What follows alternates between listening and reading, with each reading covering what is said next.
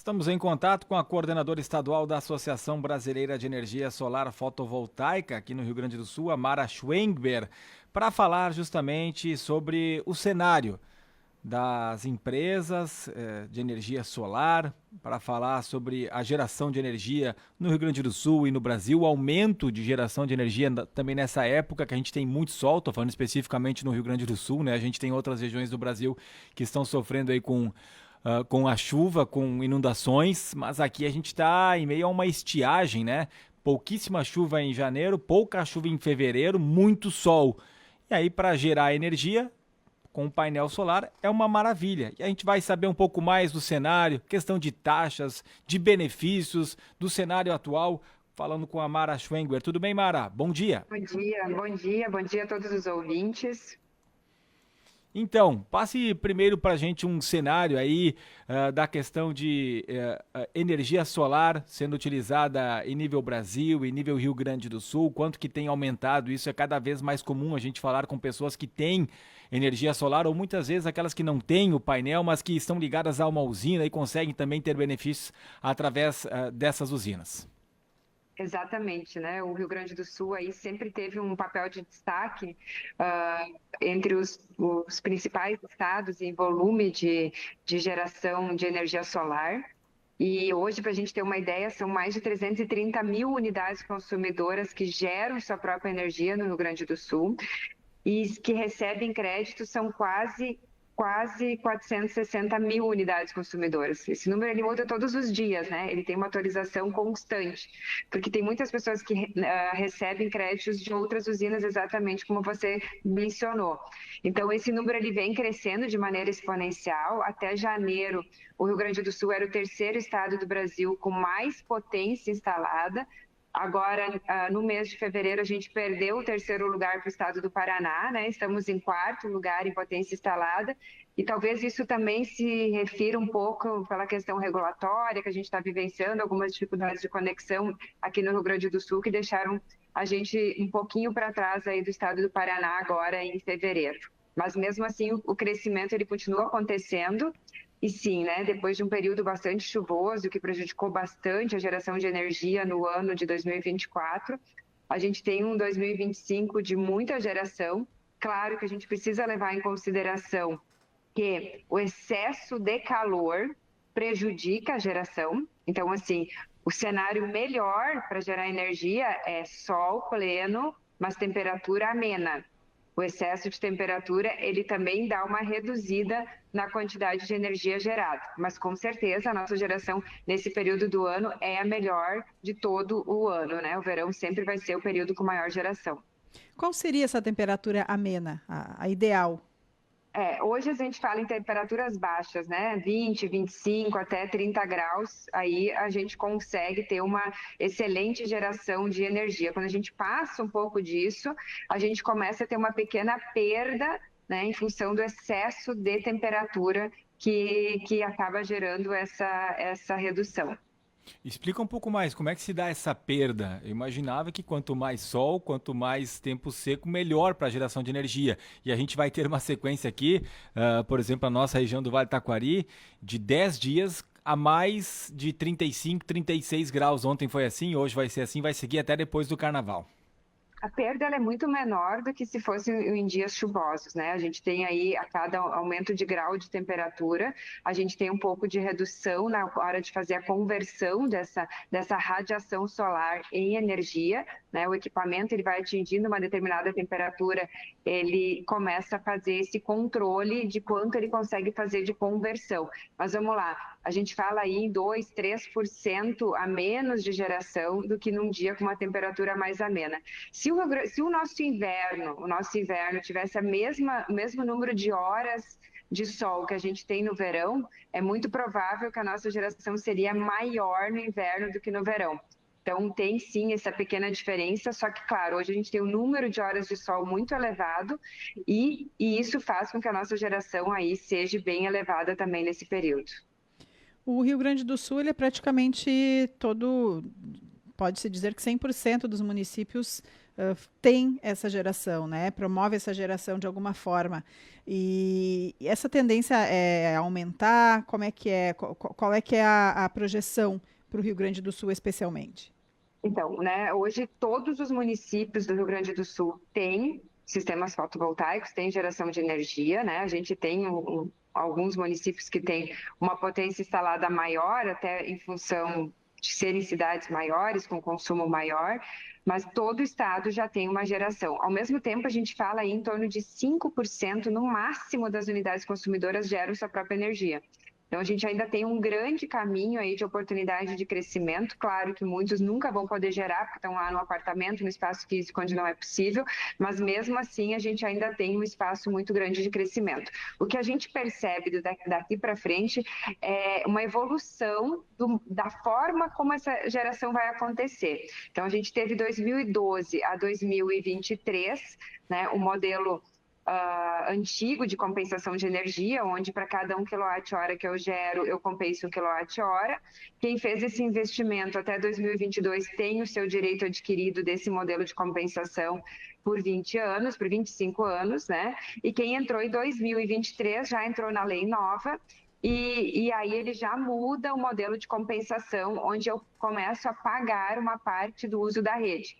Isso é natural, né? Essa mudança, ela não é uma mudança especificamente, ela aconteceu no Brasil nesse período, mas em outros países ela também foi acontecendo à medida que a energia solar foi tendo uma entrada maior na matriz energética, uma representatividade maior. Então, é natural que a mudança também aconteça. Então, se a gente falasse em números redondos, digamos assim, que antes eu de cada R$ 1 que eu gerasse, eu compensava R$ 1 de energia na conta. Hoje eu já tenho, para R$ 1 de geração, eu vou ter lá 80 e poucos centavos, 84, 85 centavos de compensação e fico pagando uma parte que é o uso da rede da distribuidora. Então, eu já estou dentro de uma nova lei que funciona nesse modelo. E junto com essa lei, no ano passado, em 2024, veio uma regulação de um dos artigos da lei pela ANEEL, que gerou algumas dificuldades, que é a análise de inversão de fluxo. O que acontece? A RGE é a segunda distribuidora do Brasil com maior inserção de energia solar. Então, só perde para a CEMIG em Minas Gerais. Com isso, ela já tem uma quantidade significativa de geração. E tem pontos do estado onde eu tenho, no ponto de conexão, mais geração do que consumo. Então, isso acaba impossibilitando novas usinas que vão exclusivamente injetar energia na rede e mandar créditos para outros locais. Isso quer dizer que eu não posso mais instalar energia solar? Não, não quer dizer que eu não posso mais instalar. Eu tenho que cumprir alguns pré-requisitos e alguns limitantes. Por exemplo, numa residência, em alguns locais, eu vou poder fazer a instalação, mas eu não vou poder mandar crédito para outras unidades consumidoras. Em alguns comércios, em algumas indústrias, a ANEEL faz com que, havendo inversão de fluxo, a RGE precisa fazer uma conta. Nesse ponto de conexão, eu posso gerar 70% do teu consumo, 80% do teu consumo. E a gente vai se adequando a esse novo modelo. E junto com essa mudança, a gente também percebe uma entrada, e aí falando já de futuro, né, uma entrada imediata e com bastante força do uso de baterias. As baterias em 24 tiveram uma redução de preço de 30% comparado aos anos anteriores. E há uma tendência de redução de preços daqui para frente, assim como aconteceu com a energia solar lá em 17, 18, 19. Então, hoje, para a gente ter uma ideia, eu vou fazer um investimento numa residência, no sistema fotovoltaico com uma bateria, eu já tenho um payback, que é o tempo de retorno de investimento, muito semelhante ao que eu tinha no solar lá em 2020, 2021, porque o solar reduziu de preço, a bateria reduziu de preço e a taxa de atratividade aumentou. Então, a gente tem uma mudança, uma revolução tecnológica acontecendo e que vai ser o fator principal do crescimento da energia solar daqui para frente. Quanto que seria esse payback? Quanto tempo que se paga o sistema? Então, se a gente falar numa residência, né, a gente hoje fala numa energia solar com payback de 3 anos e meio, o que há 3 anos atrás, na lei antiga, onde o benefício era de 1 por 1, a gente falava em 5 anos. E agora, quando eu vou acrescentar a bateria, e vai depender da quantidade de baterias, que o dimensionamento é um pouco diferente, mas a gente fala em payback de 5 anos e meio a 6 anos já com o uso de bateria. Então, onde a gente tem linhas de financiamento hoje, com taxas, claro, a taxa de juros hoje, ela impacta bastante, porque subiu muito, né, no Brasil, não só para energia solar, mas para tudo. Mas se a gente colocar isso numa linha de financiamento, onde os bancos financiam lá em 8, em 10 anos, eu consigo, mesmo colocando solar com bateria, trocar a conta por parcela e não fazer desembolso efetivo. Então, sim, tem uma atratividade muito grande. Não apenas para armazenar energia, para utilizar quando falta energia da rede, mas também para poder fazer a compensação. Eu estou gerando de dia, armazenando e uso de noite. Então, eu uso menos a rede da distribuidora e eu pago menos pelo uso da rede. Então, eu tenho outros benefícios que não apenas a ter energia quando falta energia da rede. Mesmo com aumento da taxação, está sendo mais vantajoso agora porque baixaram os preços das placas e também das baterias, instalação do sistema solar em relação a poucos anos atrás, é isso?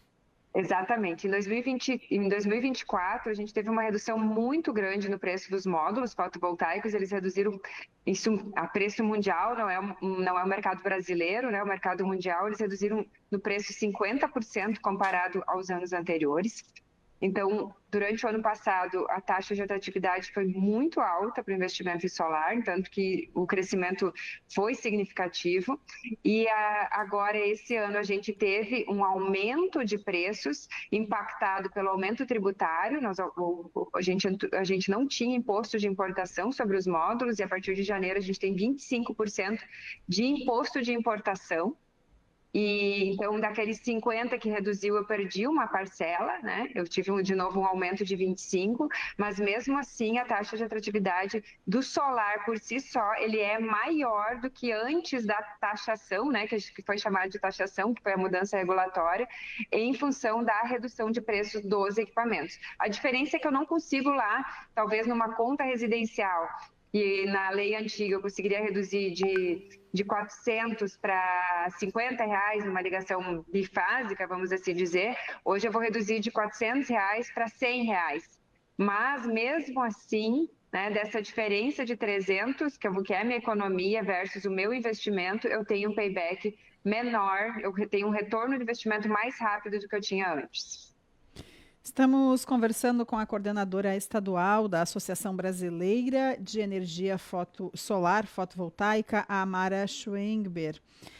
Mara, além de toda essa questão da energia solar, da questão de sustentabilidade, né, tudo que envolve a geração de energia, tem outros impactos também, né, na economia, a questão de investimentos, geração de empregos, isso também deve ter eu não sei se vocês têm esse mapeamento aí desse crescimento também. Sim, hoje a gente fala que o Rio Grande do Sul são aproximadamente 95 mil empregos gerados, né? Então, a energia solar é a fonte que mais gera empregos no mundo. E ela, quando ela é a geração distribuída, que são essas gerações em pequenos telhados, em pequenas usinas de solo, ela tem um impacto ainda maior, porque são muitas empresas envolvidas nisso, e são muitos instaladores, e são muitos engenheiros, e são muitas pessoas fazendo a manutenção, porque o sistema não é só instalar, ele tem uma manutenção que tem que ser feita ao longo do tempo, como a limpeza dos módulos, a conferência das conexões. Então, ela tem uma geração muito significativa, impacto muito grande na geração de empregos.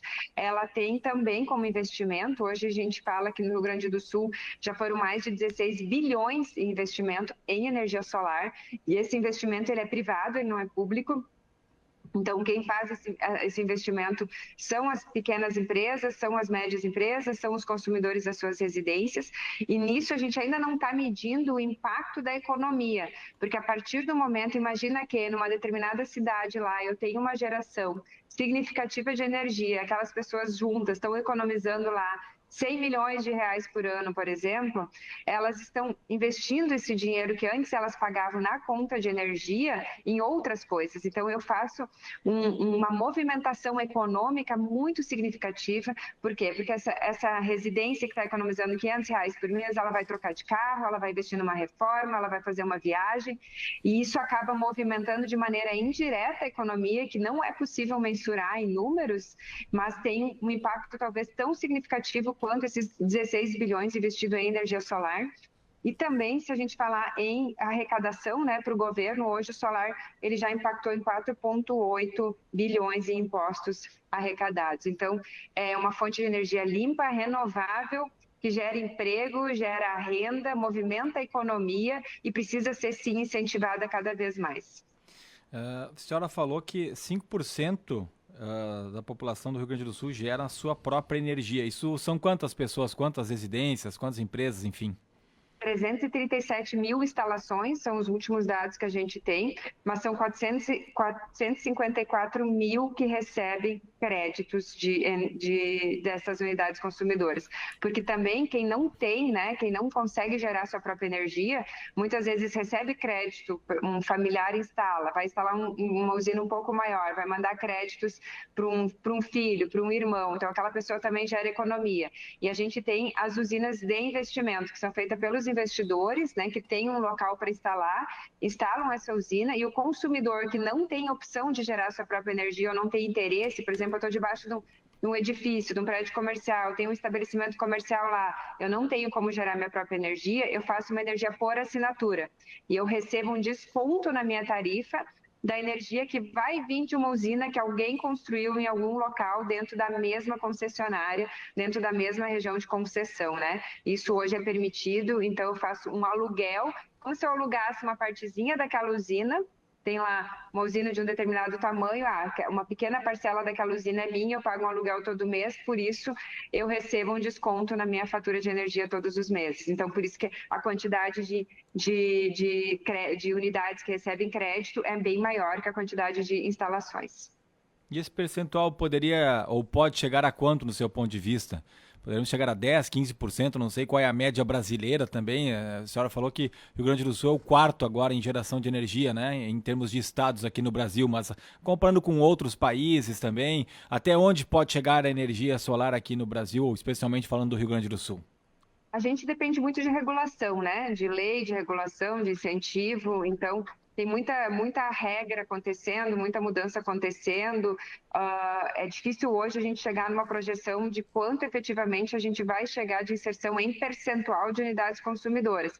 Mas se a gente pegar outros países como exemplo, a Austrália, por exemplo, tem 15% das unidades consumidoras que geram sua própria energia. A gente tem regiões do Brasil que é menos de 1%. Então, a gente tem um crescimento significativo para acontecer ainda. Então, regiões onde a gente consegue expandir a geração, injetando energia na rede, é um modelo, e depois, com o uso das baterias, esse número deve aumentar ainda mais. Nós temos um parceiro aqui do nosso programa, que é Prêmio Energia Solar aqui de Cruzeiro do Sul. Dias atrás, conversando com um dos proprietários, ele falava que é possível armazenar essa energia que está sendo gerada agora, né? Mas acho que é importante também a gente destacar isso, porque o sol que está tendo agora, essa energia fica retida, daqui a pouco ali no inverno chove muito, eu vou conseguir aproveitar, não significa que a conta vai aumentar ali naquele período por conta da ausência do sol. Exatamente. É muito boa essa colocação, é muito importante. No Rio Grande do Sul, a gente tem isso. A gente tem um período do ano que se gera mais e um período do ano que se gera menos energia.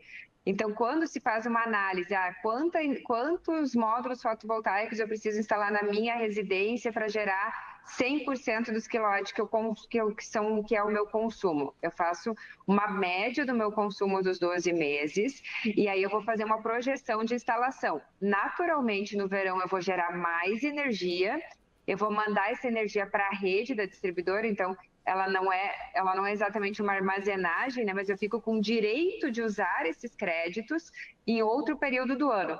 Então, o meu vizinho vai estar usando essa energia, porque ela vai estar dentro da rede da distribuidora, vai ser injetada lá essa sobra vai aparecer na minha fatura, olha, esse mês sobrou tantos quilowatt-hora na tua fatura, e eu posso utilizar ela em até 60 meses. Então, não é só levando em consideração verão e inverno. Às vezes, quando vai fazer a sua instalação, já projeta, eu vou instalar uma usina um pouquinho maior para ter uma sobra, porque aí na frente eu vou ter filho, eu vou botar mais um ar-condicionado, eu pretendo fazer um investimento em mais alguma máquina de uma empresa, eu pretendo expandir, botar mais freezer no meu supermercado.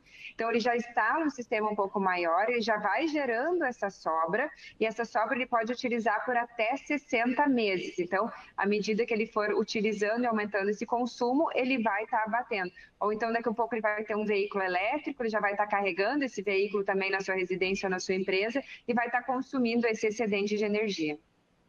Mara, aqui é mais com uma contribuição aqui de ouvinte, que mandou aqui para o nosso WhatsApp do estúdio, o Nestor Martinelli. Ele diz que seria muito bom se, quando construíssem as casas das pessoas que, né, perderam suas residências atingidas pelas enchentes, se já fosse colocada, né, fossem colocadas placas de energia solar. Ele diz que é só uma ideia. E aí eu te pergunto, a partir dessa colocação dele, como funciona isso em questão de políticas públicas, talvez existe algum projeto, algum programa, ou o acesso ainda é de forma privada, né, com as empresas? Hoje o acesso ele é de forma privada, as linhas de financiamento elas são basicamente de bancos privados ou cooperativas de crédito, mas existe um projeto de lei em andamento do governo federal, do Minha Casa Minha Vida, para estimular, né, e poder incluir a energia solar dentro dessas linhas de financiamento de imóveis, que é um projeto que a B-Solar defende e que com certeza vai fazer muita diferença a nível de Brasil, dando acesso às pessoas a poderem fazer esse investimento a uma taxa de juros mais baixa. A senhora comentou agora há pouco que tem alguns locais onde a RGE, por exemplo, já tem um limite de energia solar que pode receber. Cabe à distribuidora negar a energia solar? A quem está pensando em instalar, daqui a pouco pode ter essa preocupação de eu estar gerando energia, mas a concessionária não aceitar essa energia? Então, ela não vai negar o projeto, ela vai dar opções e alternativas para poder fazer essa conexão. Então, numa residência hoje, ela é obrigada a aceitar por fast track, que a gente chama, que é uma potência mínima instalada, sempre sem poder mandar créditos para outros locais. Então, o consumidor vai poder instalar, nem sempre ele vai poder fazer a instalação de todo o projeto como ele dimensionou. Para poder instalar um sistema um pouco menor do que eu gostaria, que é o que eu consigo injetar na rede hoje sem ter problema de inversão de fluxo. Então, ela tem que seguir algumas regras e ela dá no parecer de acesso, na autorização dela de instalação, os limites e as opções que o consumidor tem para fazer essa conexão. Aonde que a gente tem problema e tem um prejuízo que aí sim pode, que ela que ela vá negar a conexão, mas que o custo de conexão fique inviável para o consumidor. É quando a usina é 100% remota. Eu vou fazer uma usina 100% numa área onde eu não tenho consumo e com o único objetivo de injetar essa energia na rede e mandar para outras unidades consumidoras. Pode que ela exija que essa conexão seja feita em média tensão ou alguma coisa nesse sentido que vá dificultar essa conexão ou vai tornar ela muito cara. Então, importante sempre que o consumidor procure uma empresa, faça o seu projeto primeiro, tenha o ok da distribuidora de qual potência ele pode instalar e aí sim ele faça a instalação do seu sistema. Mudou um pouco a ordem das parcelas e isso é importante para que ele não compre um sistema que depois ele não possa instalar ou que ele vai poder instalar só parcialmente. Então, ele precisa entender esse novo modelo ou adicionar uma bateria para armazenar uma parte, injetar de noite, né? Que aí também é possível. Tá certo. Muito obrigada. Conversamos com a coordenadora estadual da Associação Brasileira de Energia Solar Fotovoltaica, a Mara Schwengber. Mara, obrigada por atender a Rádio Independente. Obrigada, um ótimo dia a todos. Muito bem. Mara Schwengber, dando uma aula, uma explicação aí sobre a questão da energia solar. Muitas pessoas ainda não têm o conhecimento, mas tem crescido, né? O Rio Grande do Sul chegou a ser o terceiro estado em geração de energia solar, agora é o quarto estado, perdendo a posição aí para o Paraná, mas 330 mil unidades de geração e 460 mil que recebem créditos de energia solar aqui no Rio Grande do Sul.